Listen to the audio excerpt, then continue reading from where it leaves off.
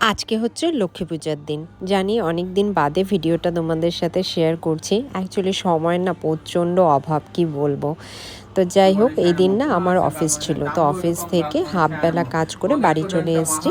আর বাড়িতে আসলাম জাস্ট স্নান করতে করতেই ঠাকুরমশাই চলে আসলো পুজোর জন্য। আর এদিকে দেখো মা রাখির সব কিছু রেডি করে রেখেছে, আমিও এসে একটু হাতে হাতে করে দিলাম। কি আর করব বলো, সব তো ওরা সকাল থেকে করছে দুজনে। আর এদিকে দেখো পুজো শুরু হয়ে গেছে। পুজো করতে যেন এখন ঠাকুরমশাই বেশি সময়ই নেয় না, একদম মানে যত শর্টকাটে পারে পুজো করে।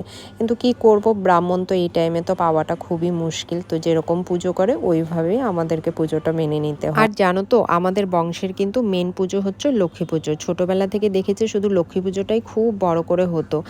আমরা যেহেতু আগে জয়েন্ট ফ্যামিলি ছিলাম, এখন সবাই যে যার মতন আলাদাভাবে থাকি, তো সে যে যার মতন পারে আর কি সেইভাবে আর পুজো করা হয়। আর এদিকে দেখো, দেখতে দেখতে আমাদের পুজো কিন্তু কমপ্লিট হয়ে গিয়েছে। আমাদের মা লক্ষ্মীকে কেমন লাগছে অবশ্যই কিন্তু জানিও।